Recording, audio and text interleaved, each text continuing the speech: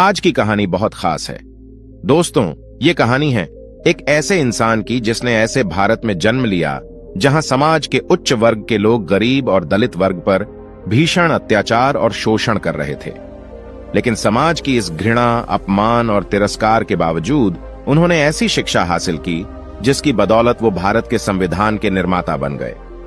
दोस्तों, मैं बात कर रहा हूं डॉक्टर भीमराव अंबेडकर जी की, जिनका जन्म 14 अप्रैल 1891 को मध्य प्रदेश के मऊ गांव में पिता रामजी मालोजी सकपाल और मां भीमाबाई के यहां हुआ। भीमराव अपने माता पिता की 14वीं और आखिरी संतान थे। उनके पिता रामजी ब्रिटिश सेना में सूबेदार के पद पर थे। परिवार महार जाति से था, जिसे लोग बेहद ही निचले तबके का मानते थे। उनका परिवार मराठी था, जो महाराष्ट्र के रत्नागिरी जिले में अंबावाड़ी गांव से था। सेना में काम करते हुए डॉक्टर अंबेडकर के पिता सूबेदार बन गए और वो हमेशा से अपने बच्चों की शिक्षा पर जोर देते थे। कुछ दिन बाद उनके पिता सेना से रिटायर हो गए और वो परिवार को लेकर सतारा चले गए, जहां कुछ दिन बाद अंबेडकर की माता भीमाबाई का बीमारी के चलते देहांत हो गया। अब अंबेडकर समेत 14 भाई बहनों की देखभाल उनकी चाची ने कठिन परिस्थिति में रहते हुए किया। छुआछूत, घृणा और अपनी हीन मानसिकता की वजह से डॉक्टर्स भी अछूतों को बिना छुए ही उनका इलाज करते थे, जिसके कारण अंबेडकर के 14 भाई बहनों में से केवल 3 भाई और 2 बहनें ही बच पाईं। बाकी सभी 8 भाई बहन शोषण के कारण मारे गए। आस पड़ोस में सभी हिंदुओं के बच्चे स्कूल जाते थे, जिन्हें देखकर भीमराव का भी मन करता था स्कूल जाने को। उन्होंने अपने पिता से जिद की कि उन्हें भी स्कूल जाना है, लेकिन अछूत होने के कारण यहां स्कूल में दाखिला मिल पाना आसान नहीं था। मजबूर होकर उनके पिता एक ब्रिटिश सैनिक अधिकारी के पास गए और उनसे विनती की कि उन्होंने जीवन भर सरकार की सेवा की है और बदले में उनके बच्चों को स्कूल में एडमिशन भी ना मिल पाना एक बहुत बड़ा अन्याय होगा। इसके बाद उस अधिकारी ने उनके बच्चों को एक स्कूल में एडमिशन दिलवा दिया। लेकिन यहां अंबेडकर जी को छुआछूत के ऐसे कड़वे अनुभव हुए जो वो जीवन भर नहीं भुला पाए। अंबेडकर जी स्कूल तो जाते थे, लेकिन दलित बच्चों को क्लास के बाहर बैठाया जाता था और टीचर्स उन पर कोई ध्यान नहीं देते थे। यहां तक कि अंबेडकर जी को कोई छूता तक नहीं था। प्यास लगने पर स्कूल का चपरासी दूर से पानी डालता था, जिसे वो अपने हाथों से इकट्ठा करके पीते थे, क्योंकि मटके को छूने और ग्लास से पानी पीने की इजाजत तक उनको नहीं थी। और जिस दिन चपरासी नहीं आ पाता, उस दिन अंबेडकर जी को प्यासा ही पूरा दिन गुजारना पड़ता था।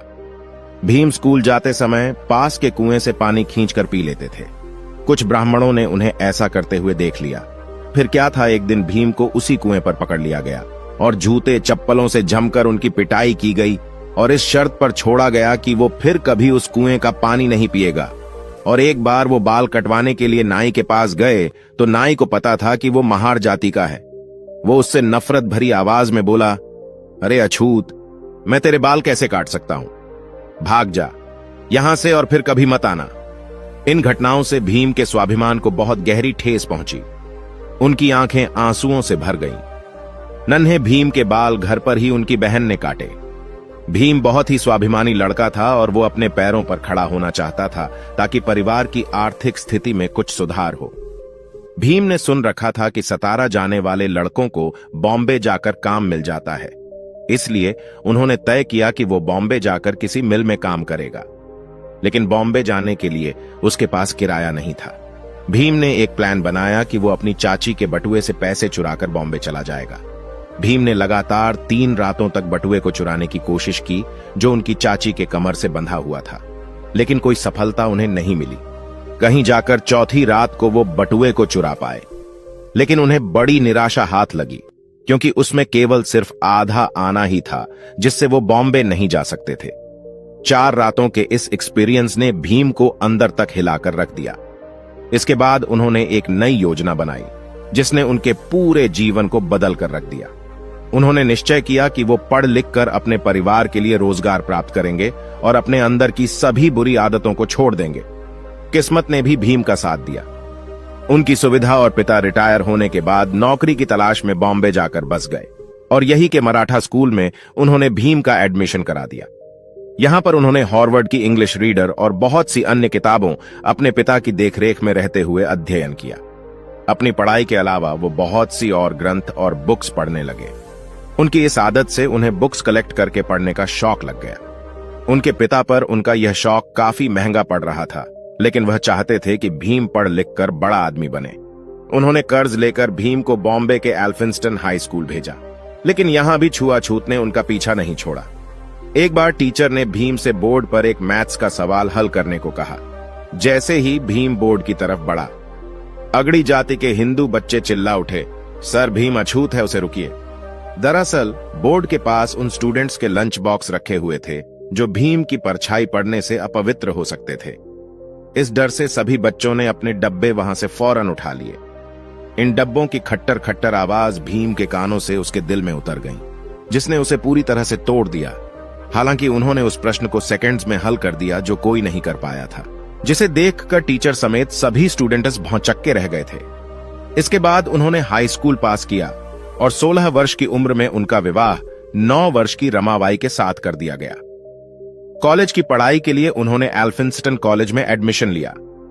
पढ़ाई के दौरान भीम की मुलाकात एक टीचर केलुस्कर से हुई, जिन्हें पहली ही मुलाकात में भीम ने बता दिया था कि मैं एक अछूत हूं, मुझसे कृपया दूर रहे। उनके बेबाक अंदाज और पढ़ाई के प्रति जुनून ने केलुस्कर को बहुत इंप्रेस कर दिया और वो भीमराव को लेकर बड़ौदा के शिक्षा प्रेमी महाराज संभाजी गायकवाड़ के पास लेकर गए। जब महाराजा बॉम्बे आए हुए थे, वो वहां एक सभा कर रहे थे, जहां उन्होंने भीमराव से कुछ सवाल किए, जिनका उत्तर भीम ने बहुत अच्छे तरीके से दिया। इसके कुछ वर्ष बाद बड़ौदा के महाराज ने कुछ विद्यार्थियों को कोलंबिया यूनिवर्सिटी अमेरिका भेजने का निर्णय लिया। भीमराव महाराज से मिले और भीम की अंग्रेजी बोलने से वो उनसे बहुत प्रभावित हुए। उन्होंने भीमराव समेत 4 लड़कों को छात्रवृत्ति देकर अमेरिका पढ़ने भेजा। 4 साल बाद वो भारत वापस आए और बड़ौदा के महाराज के यहाँ मिलिट्री सेक्रेटरी के रूप में काम करना शुरू किया। लेकिन सैन्य अधिकारियों को महार जाति के एक लड़के को सेना के उच्चाधिकारी के रूप में बैठा देना पसंद नहीं आया। कुछ दिन बाद उन्होंने वहां से नौकरी छोड़ दी और वो लंदन चले गए, जहां अथक परिश्रम और मेहनत से उन्होंने वहां पर MSc, DSc तथा बैरिस्टर की डिग्री प्राप्त की।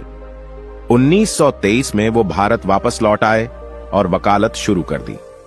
वकालत करते हुए उन्होंने देखा कि दलितों का कितनी बुरी तरह से शोषण किया जा रहा है। तब से उन्होंने अपना जीवन छुआछूत को खत्म करने के लिए समर्पित कर दिया। उन्होंने मुसलमानों और सिखों के अलग से मतदान को देखते हुए दलितों के लिए भी अलग से मतदान की मांग उठाई, जिसके कारण गांधी जी आमरण अनशन पर उतर आए। गांधी जी के कारण उन्होंने अपनी ये मांगे पीछे ले ली। Doctor Bhimrao Ambedkar philosopher, writer और एक महान लीडर हैं, जिन्होंने न केवल समाज में सदियों से दबाए गए दलित और अछूत लोगों के लिए लड़ाई लड़ी, बल्कि इतनी भिन्नता हो से भरे भारत को एक संविधान में बांधने का काम भी किया। जब आजादी के वक्त भारतीय नेता आजादी और नए संविधान स्वयं बनाने की बात कर रहे थे, तब ब्रिटेन के प्रधानमंत्री विंस्टन चर्चिल ने कहा था, बनाने दो भारतीयों को अपना संविधान। भारत में इतनी डाइवर्सिटी ज़िया है कि इसके लिए एक कानून बनाना इम्पॉसिबल है। भारत जल्दी ही बिखर जाएगा और टूट जाएगा। लेकिन इतिहास गवाह है, अंबेडकर जी ने इतने कम समय में भारत को दुनिया का सबसे बड़ा लिखित संविधान बनाकर दे दिया। इसके बाद 1950 में अंबेडकर जी बौद्ध धर्म के सम्मेलन में श्रीलंका गए। भारत लौटने के बाद उन्होंने नागपुर में 14 अक्टूबर 1956 को अपने लाखों अनुयायियों के साथ हिंदू धर्म त्याग कर बौद्ध धर्म की दीक्षा प्राप्त कर ली। मतलब ये बाबा साहब ने बौद्ध धर्म अपना लिया। अंबेडकर जी ने हिंदुओं में प्रचलित जाति प्रथा की घोर निंदा की। इसके लगभग 2 महीने बाद 6 दिसंबर 1956 को बीमारियों की वजह से उन्होंने अपनी अंतिम सांसें ली।